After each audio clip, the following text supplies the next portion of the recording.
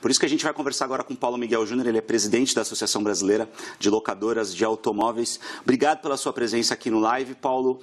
Qual que é o tamanho desse problema para vocês? A gente, inclusive, viu algumas reportagens aqui no site da CNN, no cnnbrasil.com.br, falando sobre descontos gigantescos que as locadoras estão oferecendo para alguns desses motoristas, porque as locadoras não têm nem onde colocar esses carros que estão sendo devolvidos ao mesmo tempo, né?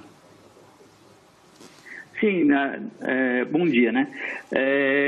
O tamanho do nosso setor é de 1 milhão de automóveis, aproximadamente.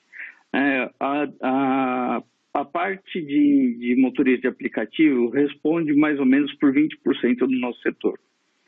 52% do nosso setor é feito por contratos de longa duração com empresas na terceirização de frota. Então, a devolução de veículos de aplicativos realmente causou um certo impacto, mas ainda temos a maioria das empresas que trabalham com terceirização de frota ainda tem um serviço a ser executado, né? Paulo, a pandemia começou lá no meio de março, né? Em que momento vocês perceberam esse impacto negativo nesse setor? Como foi o começo? Quando vocês perceberam que precisavam fazer alguma coisa e de que maneira isso aconteceu no Brasil? Em que lugares esse impacto foi maior? Na parte de aluguel diário, que corresponde a aeroportos, balcões, nós começamos a sentir a pandemia já logo no início, com a diminuição das viagens, tanto de turismo quanto de negócios, que o movimento foi diminuindo.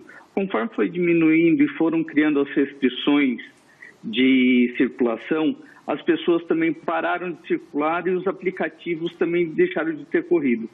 Isso fez com que os motoristas progressivamente fossem devolvendo os carros, até chegar a um ponto no final de março, onde nós estávamos realmente com boa parte da devolução dos carros e as locadoras trabalham com uma demanda rotativa de veículos.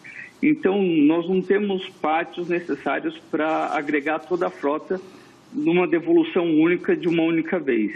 Isso realmente causou um grande impacto, as locadoras tiveram que procurar estacionamentos, galpões, locais para estacionar, guardar esses veículos, né? E agora nós estamos enfrentando efetivamente o pico do nosso problema, né? Já podemos calcular aí 60 dias de paralisação. Agora, Paulo, a gente está falando aqui em 160 mil veículos devolvidos, né? Você falou que o mercado tem aproximadamente 1 milhão de carros nas empresas, nas locadoras de veículos aqui no Brasil. A gente está falando, então, de 16% do mercado, né? Esses 160 mil veículos. É um impacto muito grande, a gente está falando só no setor específico dos motoristas de aplicativos. E você está falando também sobre as devoluções nas outras áreas, em aeroportos, para empresas e tal. Qual que é o tamanho do impacto no setor e como é que as empresas vão se recuperar? A gente sabe que, pelo que você está falando, além de não ter mais essa renda, as empresas estão tendo que ainda gastar dinheiro com esses veículos que estão sendo devolvidos e estão tendo que ser encaminhados para estacionamentos. Então, quer dizer, os custos das empresas, das locadoras, ainda aumentaram bastante. Quanto tempo as locadoras aguentam uma situação como essa? Como é que está, de fato, um panorama econômico do setor? Nos associados da ABLA, 75% deles trabalham bastante com terceirização de frota. Então, ainda conseguiram preservar bastante seus negócios. Quem trabalha com locação diária, que aproximadamente, pelos nossos cálculos, são uns 480 mil veículos, esses tiveram um impacto maior, e estão tentando fazer a gestão do seu fluxo de caixa nesse período. É difícil, é complicado, 60 dias de paralisação não são todas as empresas que vão ter fôlego para isso, mas a gente espera uma retomada muito mais ampla do que as outras atividades pós-pandemia, porque as pessoas vão buscar o transporte individual como um meio de preservação, evitando o transporte público e o compartilhado. a gente vai ter uma escala, né? A pessoa que não quiser usar o transporte público, num primeiro momento pode usar o transporte compartilhado, que seria um custo um pouco inferior, um pouco maior, ou o carro alugado, numa última instância.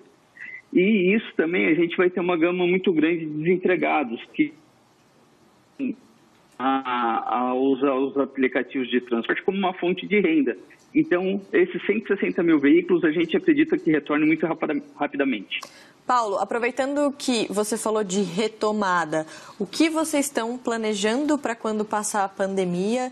O que vocês estão fazendo para preparar? E se a gente pode esperar alguma mudança no setor depois que tudo isso passar? Eu queria complementar também, fazendo duas perguntas em uma aqui, Paulo, porque a gente sabe que os aplicativos eles foram uma alternativa muito importante nesse momento de crise econômica que a gente estava vivendo até antes do coronavírus nos últimos anos. Muitas pessoas perderam o emprego e foram para os aplicativos de transportes. Você citou que isso provavelmente deve acontecer também pós-pandemia e que esses 160 mil veículos que foram devolvidos, eles serão repostos rapidamente. Você acha, inclusive, que isso vai ter um impacto, um efeito colateral positivo para o setor, já que muitas pessoas devem novamente recorrer aos aplicativos de transporte? Sim, isso eu acredito que vai ser um impacto muito positivo e como também a questão do isolamento. Esses são dois impactos que eu acho que vão favorecer muito o setor de locação de veículo pós-pandemia. Tá? Agora, para a retomada, a gente não tem muito o que tem de mudança no nosso setor.